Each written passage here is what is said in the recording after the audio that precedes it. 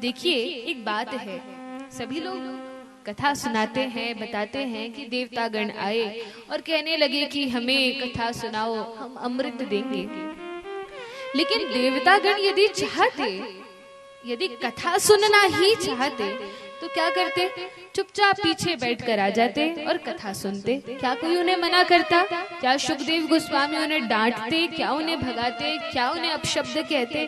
क्या उन्हें कहते कि तुम कथा के अधिकारी नहीं हो, चले जाओ? नहीं कहते।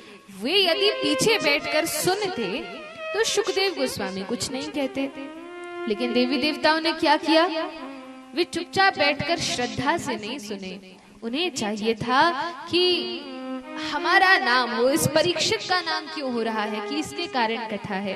और ये परीक्षित, यह तो मर्त्य प्राणी है, 7 दिनों बाद इसकी मृत्यु होने वाली है, अकाल मृत्यु होने वाली है, तो भी इस परीक्षित को तो यह भागवत प्राप्त हो रहा है।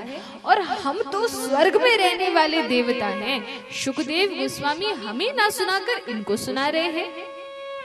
तो उन्हें बड़ा अहंकार था कि हम ऊंचे हैं।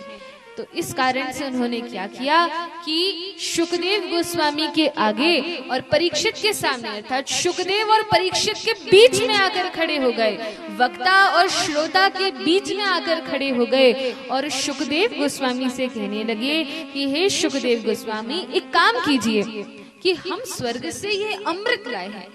देखिए, आप परीक्षित को कथा इसलिए ही सुना रहे हैं ना कि इसकी 7 दिन बाद मृत्यु होगी, और वह भी सर्प दंशन से, तक्षक नाग के काटने से।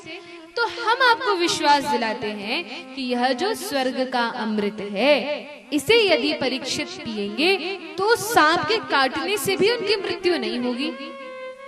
आपकी भी समस्या हल हो जाएगी, परीक्षित की भी समस्या का समाधान हो जाएगा।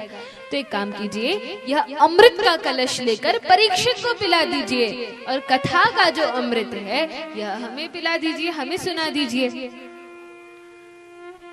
लेकिन यह बात सुनकर सुखदेव गोस्वामी को बड़ा क्रोध आया। भगवान के भक्तों को वैसे कभी क्रोध आता नहीं है, लेकिन यदि कोई शास्त्रों के विरुद्ध जाता है अथवा भगवान के या उनके भक्तों का अनादर करता है तो साधु संतों को भी क्रोध आ जाता है।